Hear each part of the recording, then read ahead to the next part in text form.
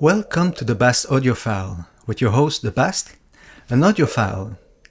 Today I meet with HiFi Cave, Loïc, and his sound system. Loic is an audiophile with an extraordinary sound system. According to Thomas and Stereo, it's one of the top 5 he's ever heard.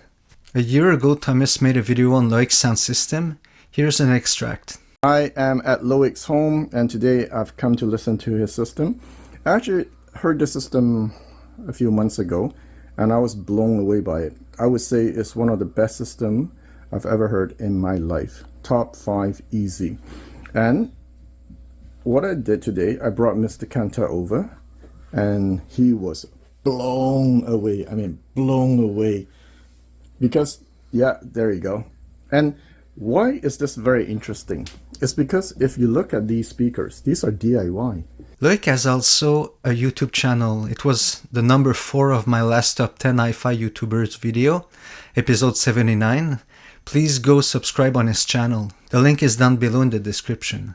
So you've guessed, my guest Loic is someone very interesting. I've followed his channel for over 2 years now. Thomas and Stereo did already a very nice 25 minutes presentation of Loic's sound system. I won't repeat this video today, but in a nutshell, Loic's HiFi sound system is made out of tubes. His preamp, his amp, his cryotone conditioner, all are made of tubes. Even the power of his preamp is rectified by a modified tube system. But surprisingly, his bass section is driven by a $150 Class D amplifier. His speakers and his subwoofers are DIY, open baffled, meaning he built his own speaker. The whole thing sounds splendid. In today's video, you'll see my first impressions of his system. You'll also see how Loic and I analyze his sound system and how we approach music. This was our first encounter, and it was fantastic to me. Loic felt immediately like an old friend. We made 3 videos out of that meeting, so it tells you how great the meeting was for me.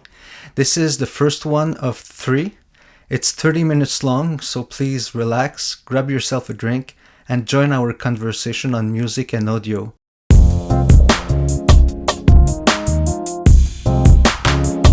I've said no to 2 friends who offered to buy my system as is. I said, no, I'm going to buy it. I said, no, I'm not selling it to you. They're like, why? I said, because you're going to get home and you're going to call me and I'm going to spend months at your house teaching you how it works, what to do, and like correcting problems. I said, no. I said, see this as like an old used yacht, and you've never been on the high seas in your life. You're not buying an old used yacht to try. You're going to get stuck out in the ocean and you'll never come back. Yeah. I said, if I selling you this is like selling my gaming PC to my grandmother. So this would never happen. Because the amount of components in here to get it to be balanced and sound good together, this was like trial and error for years.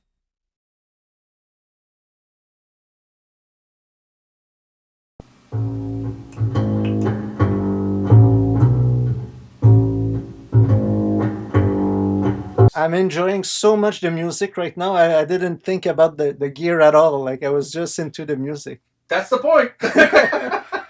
Really, I'm supposed to comment, but I don't. I'm just enjoying right now. It's awesome. You don't feel the electronics. That's the good thing. Yeah. Yeah, the sound of the bass. Yeah. Is really true to the instrument. It doesn't feel like it's coming from speakers or yeah, you don't feel the subwoofers. electronics. No. Yeah, it's just instruments. Yeah, exactly. Yeah, everything is. I'm happy you said that because that's been my goal. The sound stage is very developed on your sound system. I think a lot of that is the everything. I was gonna say one thing specific, but it's everything. And that the last song we listened to, one singer was at the left, the other singer was at the right. You can hear like everything was properly placed, and you really hear the mix of the Yes. song. In your system, there's some depth. In the sound stage, you can feel like there's depth. Mm-hmm. And the previous song, like the bass was at the yes. the back. And Yeah, so the last 2, the one from Dominique Fields Aimé and the first one, which was like a rock, the first track, at the beginning, the stand-up bass, which is like down in the corner. Yeah. Like you could imagine the distance almost where it is. Like it's not sitting on a canvas. Your speakers are really impressive. I've watched your YouTube channel for like 2 years now and probably more, and I followed the progression of the speaker, and I'm so pleased to be able to listen to them right now for real, and it's really impressive how resolute they are. It gives you it. What's probably fun for you is you're able now to quantify what you've been seeing for 2 years. Yeah, well, you didn't lie at all. Like in all your videos, you were pretty on spot. So let me see. They're really directional, huh? Those speakers, yes. Yeah, because if I stand like this or if Yeah. I go up front, the sound is different. Yes. 100%. Right now, they're as tuned as possible to be sitting right there. I wish I would be taller so I could be exactly at the same position as you. Yeah, but I never sit straight. No. I have my feet up and my head's back. Your head is within the same range. Yeah. How come your system be able to do this? How come the system be able to do that soundstage? Like, what did you do in your sound system that specifically improved the soundstage? I'm going to rewind 30 seconds. Everything. Okay. Everything you see contributes. The room, or the placement of the speakers, the nature of the speakers, because they're a semi-open baffle. I say semi because there's a cone in the back. So they're open baffle, so frequencies do come out the back in a dipole way. So that's part of it. The bass drivers are also open baffles as well, so they're radiating both sides. Yeah. So I have corners of the room that are radiating some of the bass energy back in the room, which adds depth. Because when I remove those bass drivers, my soundstage goes. Really? Yeah. Don't believe me? I'll hit play. I'll turn off the amplifier for the bass drivers, and you go, oh shit. Yeah. Sound is like water, and the bass is like the deep currents, and on bass you can build the other currents, but it's the fundamentals starts with the bass. Yep. Actually, each wavelengths influence each other, and the bass are the one with the most heavy. Yeah, the heavy motion. They're the strong current. Yeah, so they sustain the whole thing. Mm-hmm. And it's interesting. And so something I realized, and I used to think because the bass had that, like you said, your analogy of it's the strong current in the river, I guess, or in the water. I would think that most of what I feel in my chest is the bass. I've come to realize that it's not just the bass.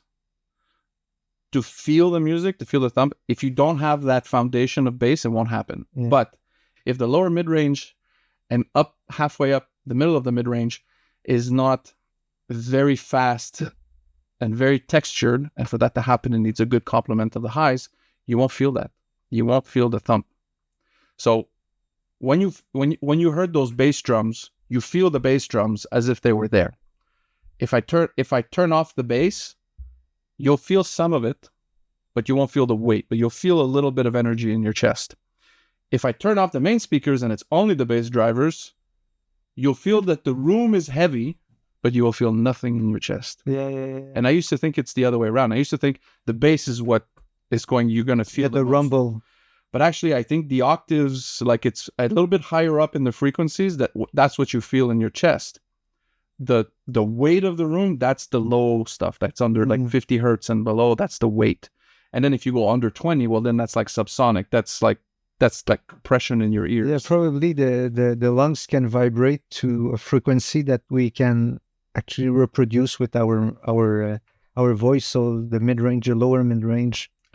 So that's in my experience. Actually, so let's hear. I'll just for action. The only thing I'm not gonna do, I'll just give you the impression of have the soundstage collapse.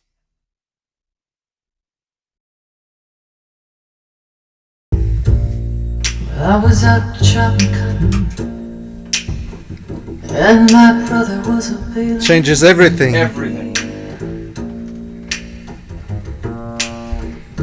Now we're gonna do the different test. I'm gonna put a song that has strong bass that you feel, Okay. and then I'll turn off the tubes. Okay.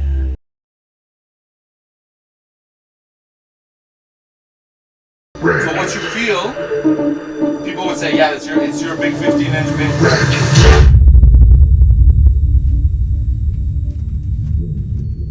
Wait for the bass to kick back in. Yeah.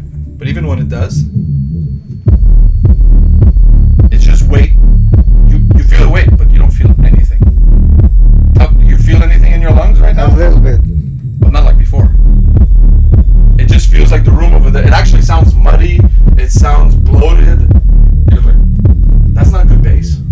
Yeah, so I mean, all these little discoveries and realizations over time. Even someone, if you play a trumpet, you don't need a subwoofer for a trumpet to sound like a trumpet. But if you want a trumpet to sound like a trumpet sounds in the room when it's playing in front of you, if you don't have a subwoofer, you're missing some of the octaves. A little bit. Because every instrument, their octaves spread, the spectrum is like way wider than most people realize. How would you call this phenomenon? I don't know. If I knew, I'd probably make a lot more money than. The thing is, there's no boundaries in sound waves. I agree. I mean, a high frequency doesn't know it's high frequency. It just vibrates, and it influences the mids and influences the bass. Actually, more the opposite ways. But there's no borders. Agreed. And when you have a trumpet, to take your example, there's so many physical phenomenon happening that each of them has a different frequency, and they all play with each other. So the highs help the highs to go even higher, and the lows makes the lows go even lower. So it uses a wider spectrum, but I'm not familiar with the term. Same. I know what you mean. Yeah. That address that expression. Yeah, I same here. I can't properly explain it. But that's why I find it's everything is as important as the next thing. Before we talked a lot about bass, it's very important. But sometimes people who find that their system just sounds harsh on the highs, it's because there's something missing either in the mids or in the bass. It's not always the case that your highs, that the treble is harsh. Not always. Sometimes it'll sound harsh because something's missing or something's out of relative balance. Because you can never know if it's balanced completely. We don't. Like, it's like saying something's neutral. Relative to what? I don't know. But if something is extremely off balance, that can create problems. It could become irritating to your ear. It can, So when I hear people who just want to change tubes to address the fact that it's too bright, I'm cautious, because people ask me, what tube should I get? It's too bright. I want something that lowers the brightness. I always say careful, because if you change if your problem is not that your highs are harsh, so you don't need to roll off your highs. Maybe the problem is you're missing bass or you're missing lower mids. Mm-hmm. If that's true, changing your tube is just going to make your sound dull. Yeah, exactly, and dead. Yeah, dead. So I said that's not the problem. Yeah. So sometimes treating a symptom as opposed to understanding what's causing the symptom.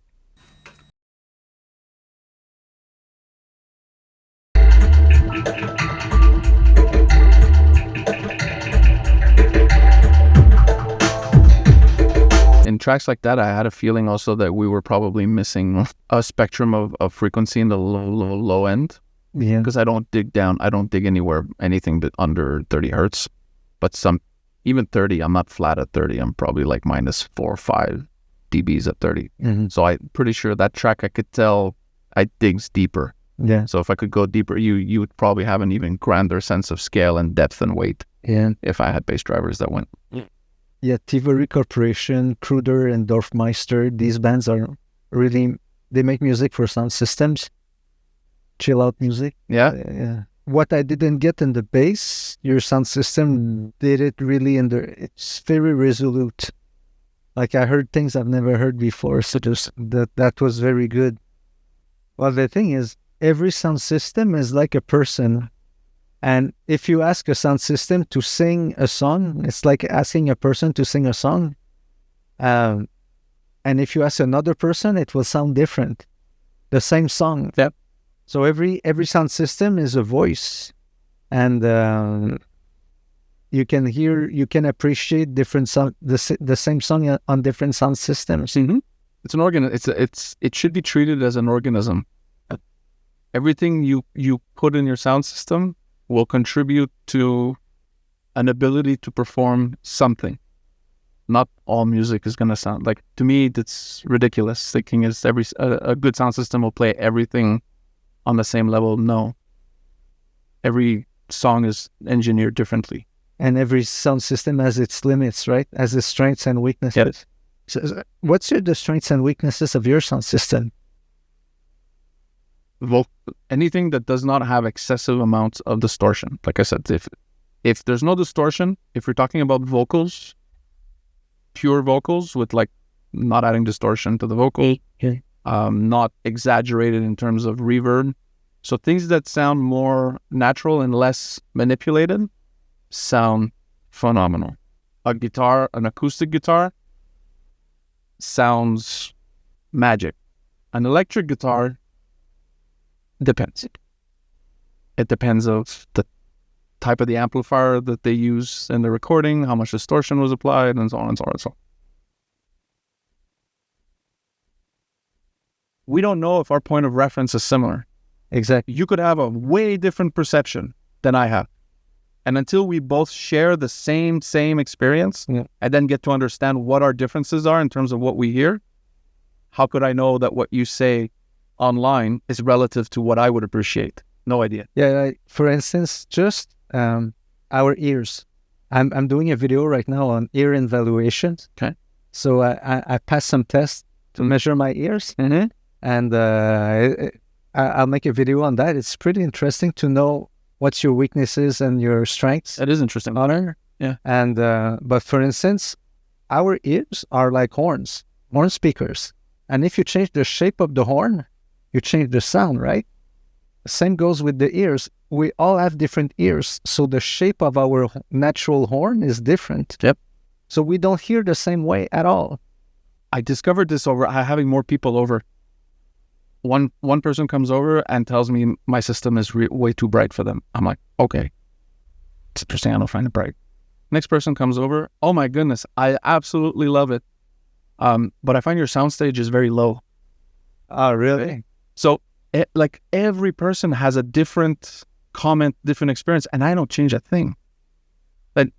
So to me, the singer in my soundstage is roughly where it's not quite at eye level. Some recordings, it's even a little bit higher to me. But I have individuals that come here.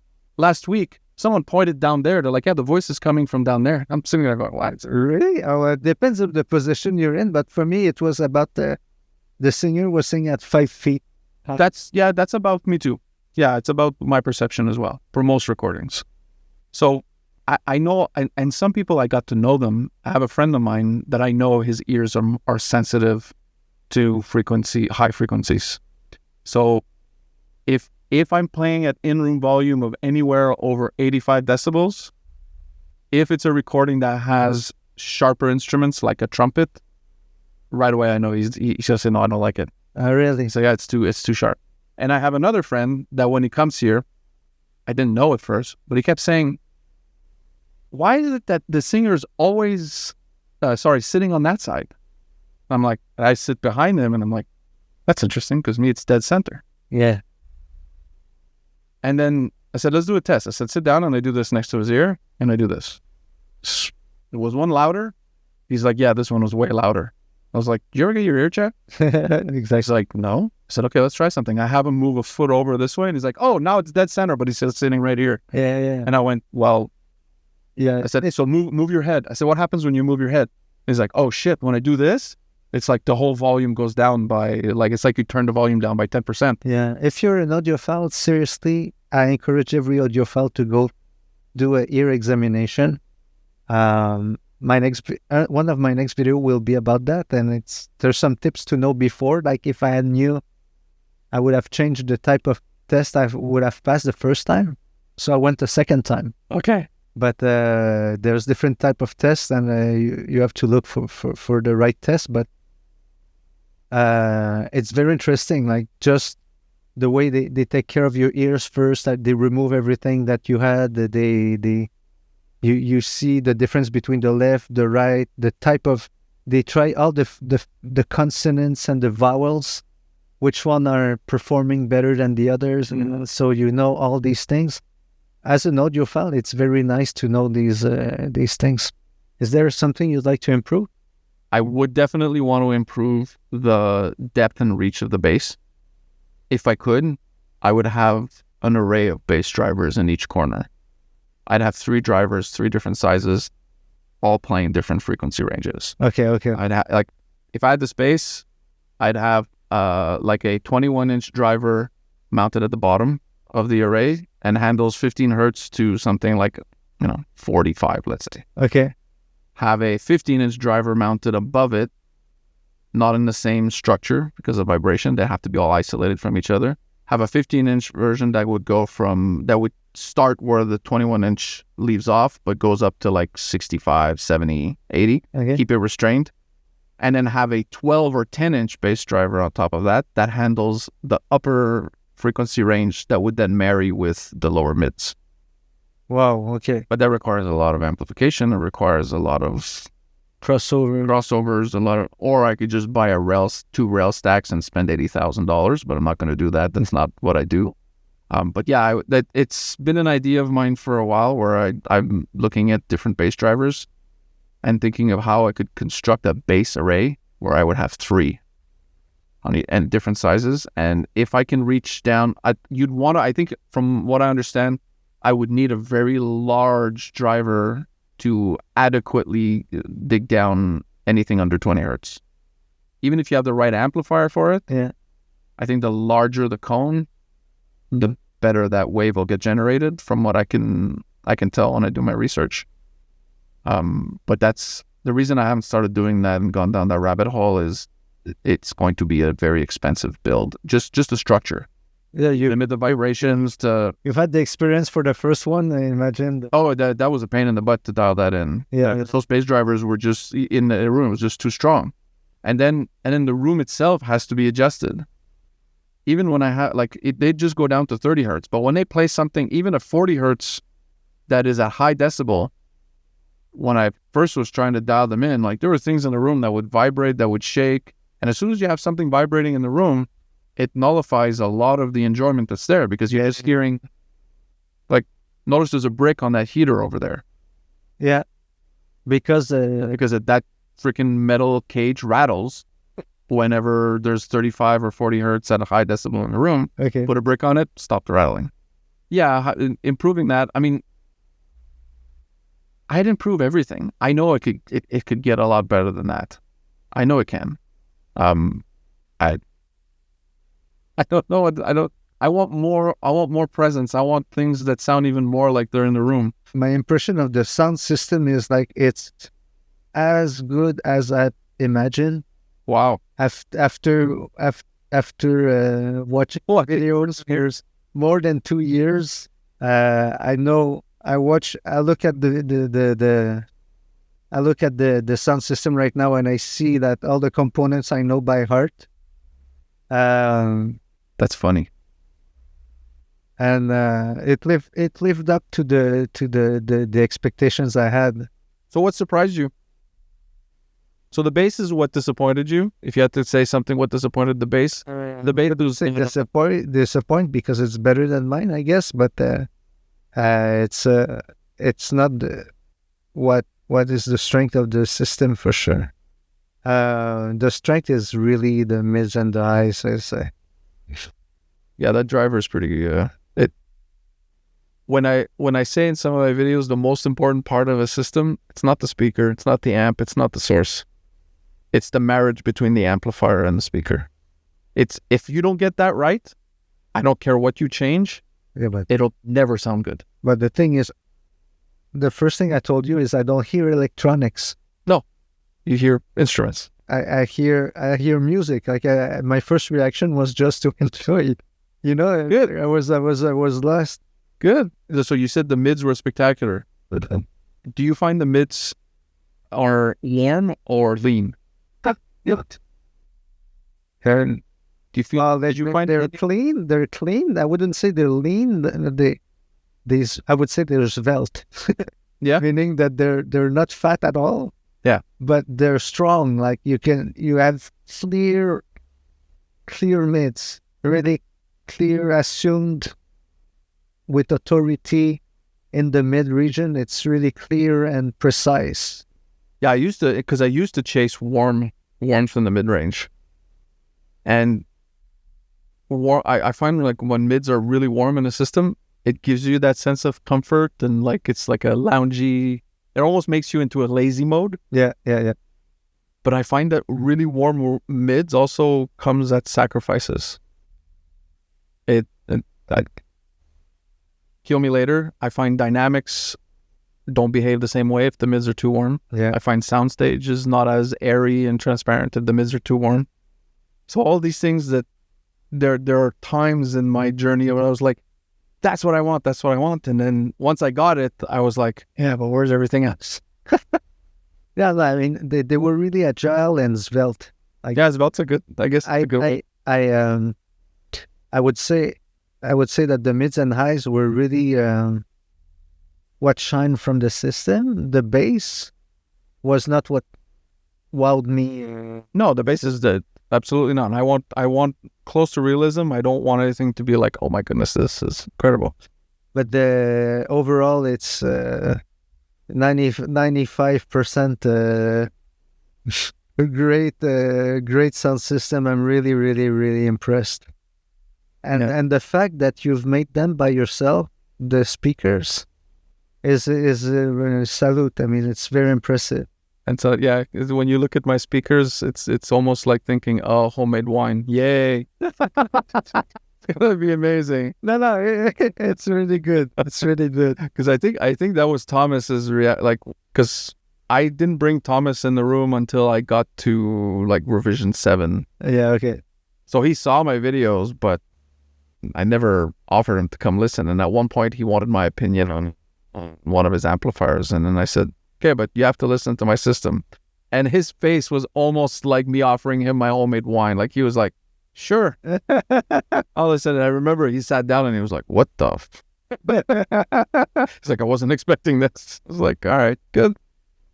Yeah, very nice. Yeah, because I mean, they're not pretty, not by a long shot. Like, because I always build prototypes at first. I said, and if it works, then I'll build a good looking one.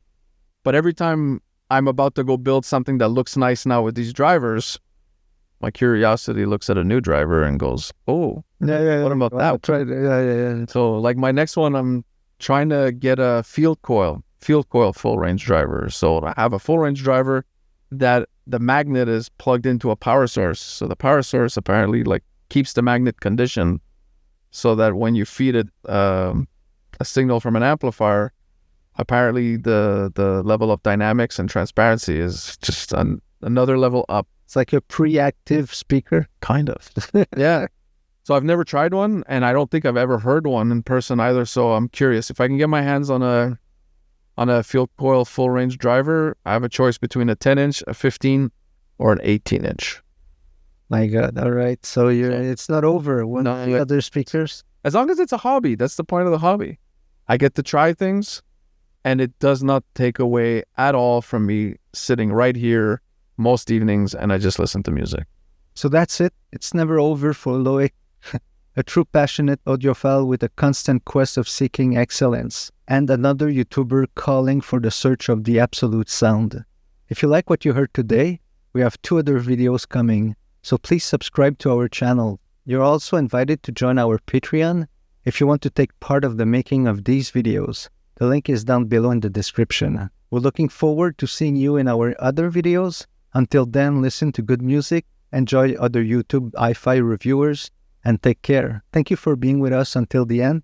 Goodbye.